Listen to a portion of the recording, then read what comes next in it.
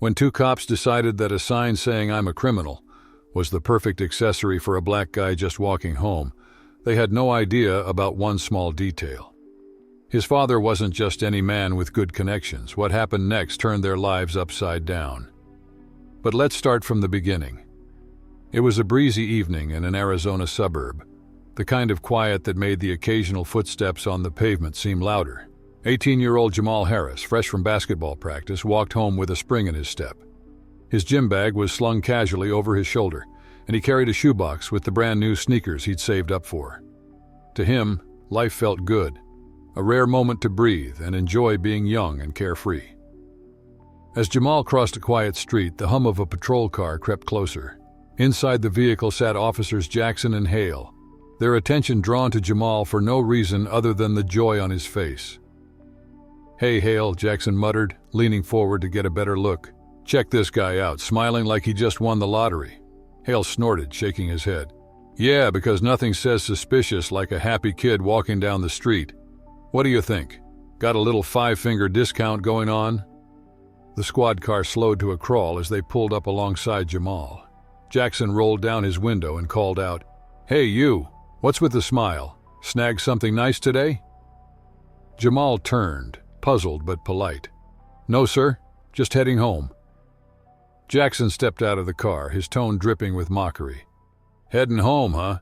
You look way too relaxed for someone who's supposed to be behaving themselves." Hale joined him, crossing his arms with an amused grin. "Yeah, kid, you didn't get the memo. Guys like you don't get to just wander around like this." Jamal frowned, trying to keep his cool. "Sir, I haven't done anything wrong." Jackson tilted his head, smirking.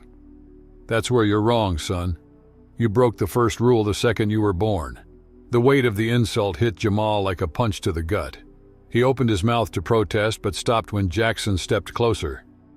"Relax, kid. We're just having a little fun." Jackson leaned into the trunk of the patrol car, pulling out a wooden sign with the words "I'm a criminal" scrawled across it in black paint. "Here's the deal," Jackson said, handing it to Jamal. "You're going to hold this up nice and high so everyone can see what you're about." Jamal stared at the sign, disbelief washing over him. "What? No way!" Hale shrugged, his grin turning sharp. "Do it or we'll find something real to charge you with. Your choice." The street around them began to come alive as onlookers stopped to see what was happening. A couple of teenagers whispered to each other, phones already out and recording. Reluctantly, Jamal raised the sign above his head, his cheeks burning with humiliation. Jackson and Hale exchanged a satisfied look before stepping back to admire their handiwork. "Perfect," Jackson laughed. "Now keep it steady, kid. You're about to be a local celebrity." As the minutes dragged on, more people gathered, their reactions ranging from uncomfortable glances to outright laughter. Jamal felt the weight of every pair of eyes on him, each one a blow to his dignity. "Smile for the cameras," Hale called out, pointing to the phones aimed in Jamal's direction. "You'll be trending in no time." Jamal's arms trembled from holding the sign aloft, but he refused to cry. He wouldn't give them the satisfaction. Then his phone buzzed in his pocket. Jamal hesitated, but Jackson noticed immediately.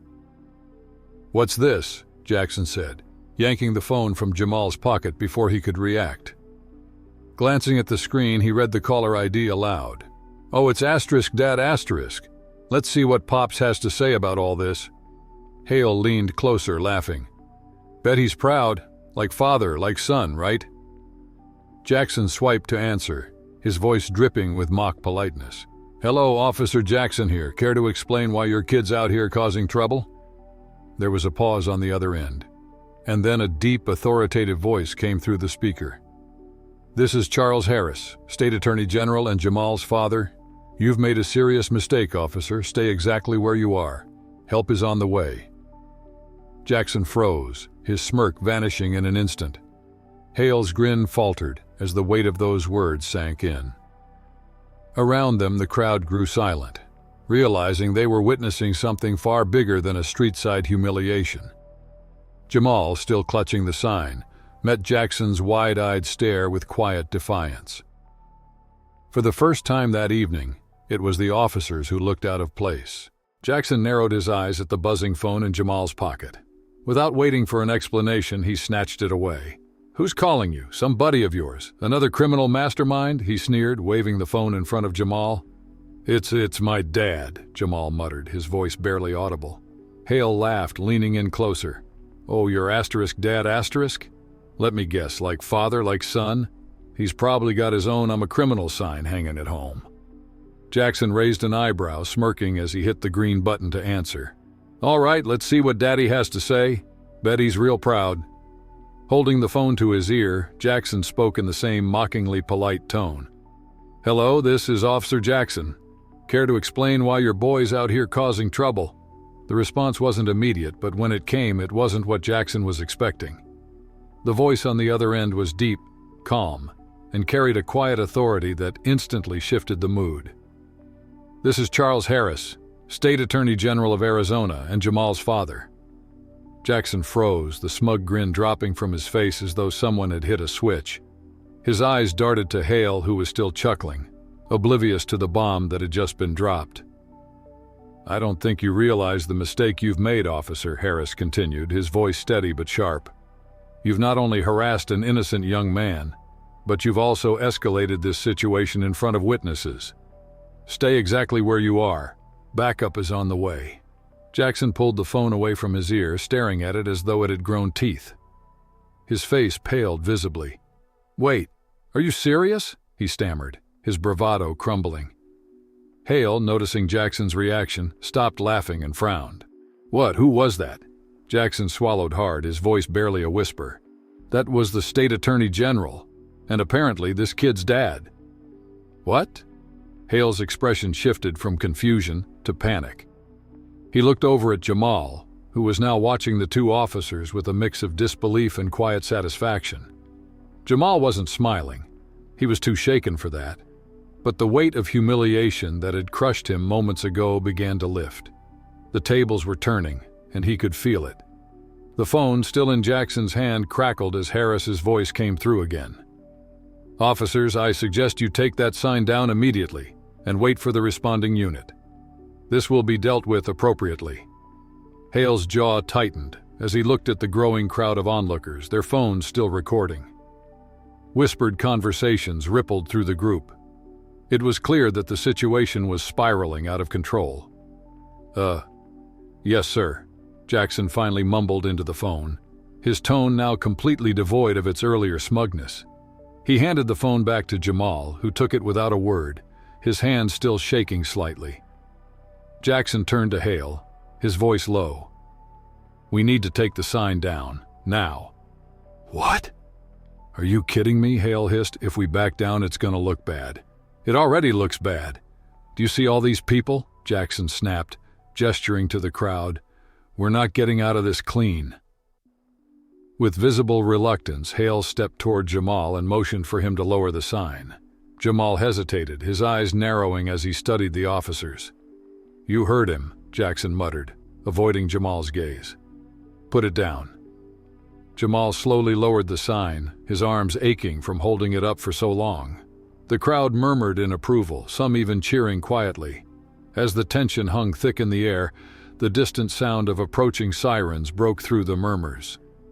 Jackson and Hale exchanged a look, their expressions a mix of panic and regret. Jamal stood silently, clutching his phone. For the first time that evening, he felt a flicker of hope. He didn't know exactly what would happen next, but one thing was certain: the officers were no longer in control. Sirens blared in the distance as the tension in the air grew unbearable.